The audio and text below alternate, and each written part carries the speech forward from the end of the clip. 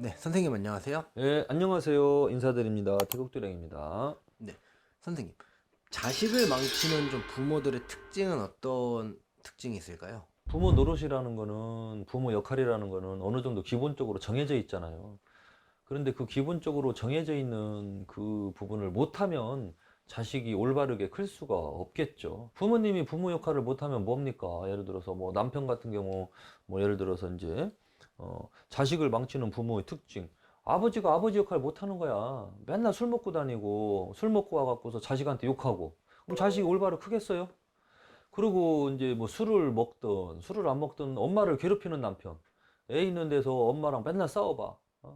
이년아, 처녀나 하면서 막 쌍시옷자 들어가면서 자기 마누라를 막 학대하고 막 언어 폭력하는 거고 자식 있는 데서 그런 거 보여주면 이 자식이 올바로 크겠냐고요. 뭐 남편이 그렇게 괴롭히면 마누라가 힘드니까 요즘 여자들은 바보가 아닌 이상 예를 들어서 이혼을 안 해주면서 그렇게 막 폭언을 하고 괴롭히면 도망가겠죠? 애를 버리고 간 경우 이때 문제야.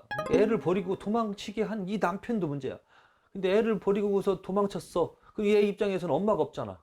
어렸을 때 갑자기 엄마가 어디로 도망친, 자기 엄마가 자기를 도망친 거야. 그럼 이 애는 커서 의처증이 걸립니다.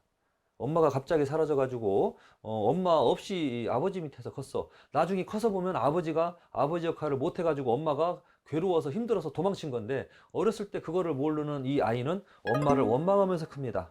엄마가 나쁜 여자다. 엄마가 나를 버렸다. 그렇게 이제 잘못 해석하고 크게 되는 거죠. 그런 식으로 예를 들어서 아빠가 아빠 역할을 못하면은 자식을 정신병자로 키우는 겁니다. 그리고 이제 뭐 애한테 욕한다든지 뭐 이 새끼 하면서 뭐 그런 식으로 이제 큰다든지 이런 게 있었어도 옛날에는 뭐 할아버지 할머니 모시고 살고 뭐 형제들 많이 모여서 살고 한 집안에서 뭐 3대가 모여서 살면은 아버지가 이 새끼 저 새끼 혼내도 할아버지 할머니가 또 다독거려줘. 아이고 우리 이쁜 손주 일로 와봐 해갖고 알사탕도 꺼내주고 이뻐해주고 하면 치료가 돼. 아빠가 망나니 같은 놈이어도 자식이 상처 안 받고 왜 할머니 할아버지가 이뻐해 주잖아. 또 친구들이 같이 또 형제들이 놀아주고. 그러니까 얘는 그래도 올바르고 클 수 있어. 근데 요즘 시대는 핵가족 시대라 아버지한테 혼나면 얘는 하루 종일 갑니다. 그리고 아버지만 보면은 무서워하고 아버지랑 만나기 싫어하고 막 이 정신병이 걸리는 거죠. 어렸을 때부터. 그러면 이게 애를 망치는 거잖아. 그럼 이 아버지가 이런 행동을 왜 할까? 이 사람 사주도 문제가 있는 거예요. 이 사람 사주가 문제가 있다는 거는 이 아버지 역시도 클 때 올바른 부모 밑에서 못 큰 겁니다. 유전되는 거예요. 대물림. 쉽게 말하면. 이게 정신질환이에요. 정신병. 올바르지 못한 사고방식. 현명하지 못한 사고방식을 가진 사주 팔자들, 이런 사람들이 자식을 망치는 거예요. 사주 얘기를 하지 말고 현실적으로 이야기한다면 술 먹고 다니고 도박하고 다니고 뭐 기집질하고 다니고 뭐 집안에 신경도 안 쓰는 뭐 아빠.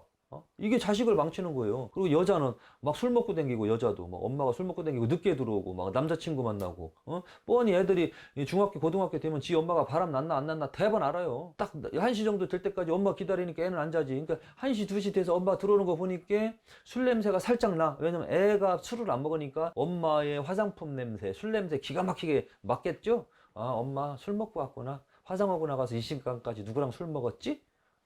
그때부터 애가 이제, 애들이 애가 아니에요. 그런 거 보면서부터 애가 이상해지기 시작하고, 엄마에 대한 불안증, 뭐 이런 것이 이제 생길 수도 있고, 그나마 집에 들어오면 다행이지만, 막 집에도 안 들어오고 막 그런 식으로 한다든지, 막 도박하고 다닌다든지, 또 이제 엄마가 이제 욕설을 막 자주 한다든지, 욕을 많이 한다든지, 막 이런 사람들 밑에서 애들이 올바르게 크겠냐고요. 이거 누구나 다 아는 얘기야. 아는 얘기인데 제 얘기 들으면서 또 한 번 되새기시는 건데, 이런 부모 밑에서 애들이 올바르게 크겠습니까? 당연히 병적으로 애들도 불완전을 할 수밖에 없어요.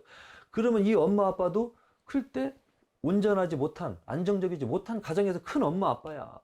그렇게 만나서 가정을 꾸렸으니 애를 또 올바르게 키우겠냐고. 대물림이야. 그럼 이렇게 큰 애가 또 안정적으로 가정을 꾸려서 제대로 또 살겠냐고. 얘 역시도 가정 꾸리지 못하고 살겠죠. 물론 이혼하는 게 죄는 아닙니다. 이혼을 해도 서로 안 맞아서 이혼을 하는 거는 상관은 없지만, 자기 역할을 하지도 못하면서, 갈등이 생겨서 이혼을 한다든지, 이런 거는 매우 문제가 많은 거죠. 서로 할 도리 열심히 했지만, 서로 성격이 안 맞아서, 궁합이 안 맞아서, 합의 상황으로 자연스럽게 편안하게 이별을 하는 거는 그런 건 문제가 없죠. 이렇게 이별한 사람들은 자식도 또 둘이 잘 케어를 합니다. 근데 막 서로 싸우고 막 죽이니 살리니 하고 막 이년 저년 이놈 저놈 나쁜 놈 개놈 소놈 막 말놈 막 다 나오면서 막 난폭하게 막 폭력적으로 이렇게 벌어지면 이 애가 망치는 겁니다.